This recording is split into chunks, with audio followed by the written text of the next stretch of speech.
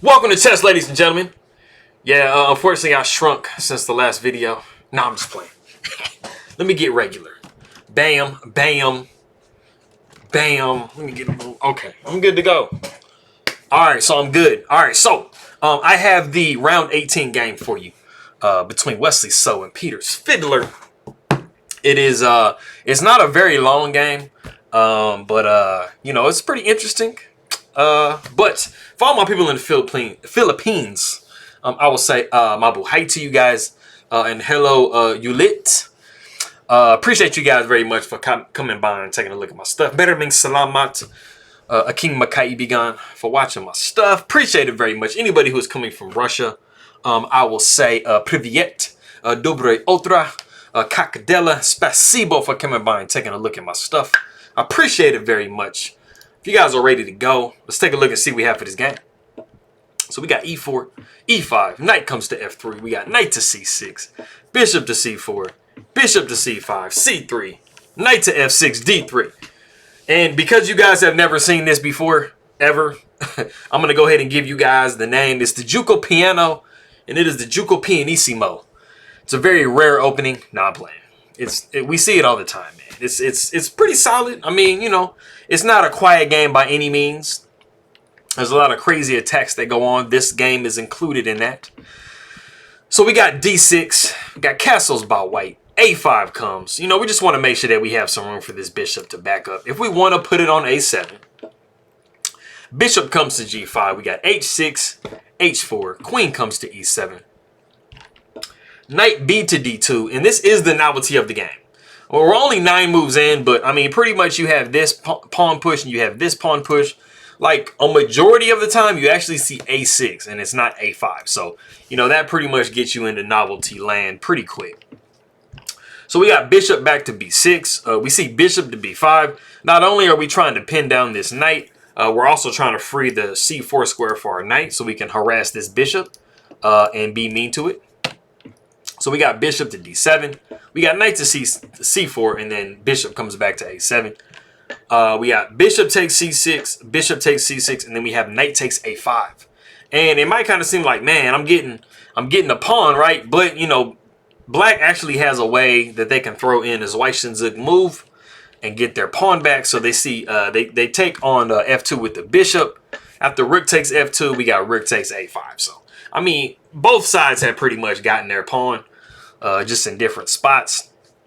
The only thing I can say, though, about the situation is you have taken an f-pawn in front of this rook. So you actually kind of freed the rook up just a little bit because before it was trapped behind the pawn, and now it kind of has a half-open file to mess with. So we got knight to d2, and we got g5. Everything is everything right now. And then we have bishop back to g3. And we actually have d5 in the position.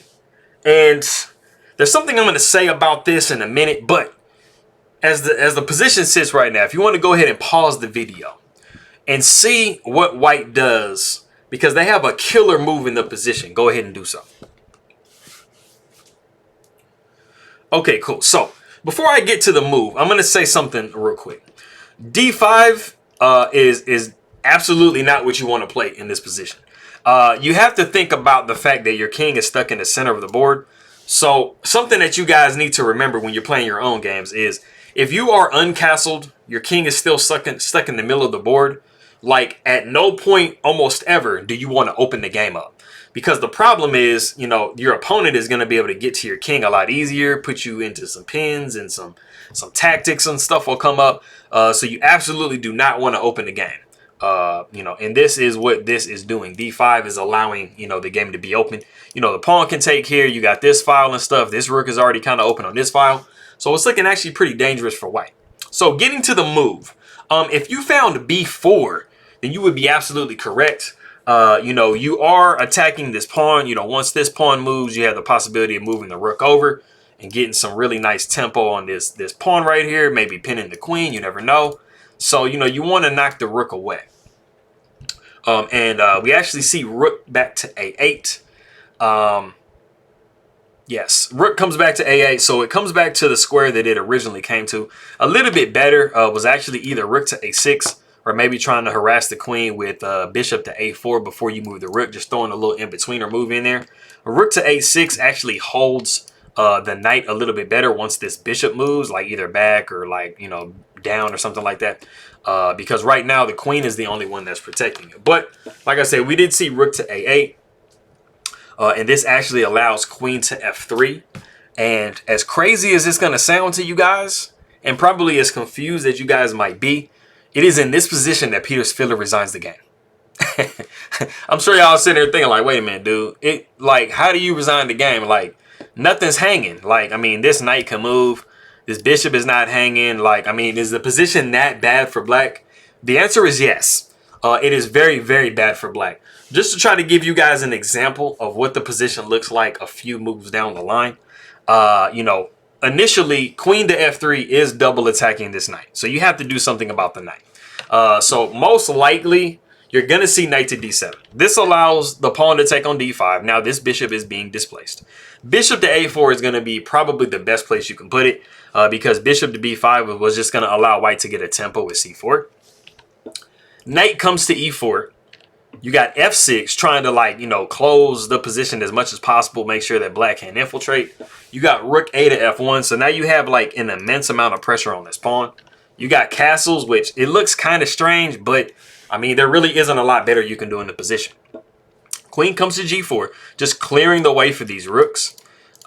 Queen comes to g7. You got c4.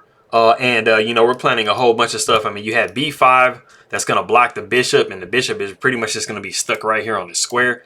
And it's not doing that, but it's not going to be really affecting anything. You have rook a to e8, and then d6. And it really doesn't matter what you do. Whether you allow black to capture here or you capture here yourself, this knight is going to be coming to d6. It's going to be attacking this rook, and it's also going to be swinging down here. And once you get the knight successfully here, you know, the queen is coming here. You got h4 coming. You know, this bishop is going to get activated. This knight and the queen are going to be both hitting this pawn. Like, you can imagine at some point that, like, all of this cover around the king is just going to be demolished. You know, you're just going to be dropping, like, you know, just everything. And, I mean, you guys can see this king is way safer than this king. And, I mean, you are up an entire pawn. So, I mean, just all of that combined, you know, Peter Svidler is playing Wesley So. So if he was playing me, he probably would just keep going. He'd be like, man, you're not even that good. Like, I mean, I'm okay, but I don't know if I could close this position out on you. But anyway, yeah, so like I said, I mean, you take it back to queen to f3, and that is the position that Peter Svidler resigned. I'm not sure what he was looking at or what he was calculating when he resigned this position. But, I mean, I think that he probably was, like, calculating, let's say, like, knight to d7 and pawn takes here. And, I mean, he was just imagining probably knight coming in. And he just probably was thinking that maybe his bishop was trapped. I honestly feel like he could have played a little bit longer. You know, maybe just to kind of see. But, you know, I mean, he just felt like his position was just too bad. And, I mean, they are playing a Blitz game at the end of the day. So, that is that game. I appreciate you guys very much for stopping by. I'm going to go ahead and cut out, make this video nice and short. I appreciate everybody very much. Menerming salamat to King Makai Bigan. Spasibo to anybody coming from Russia. And I will see you guys next time.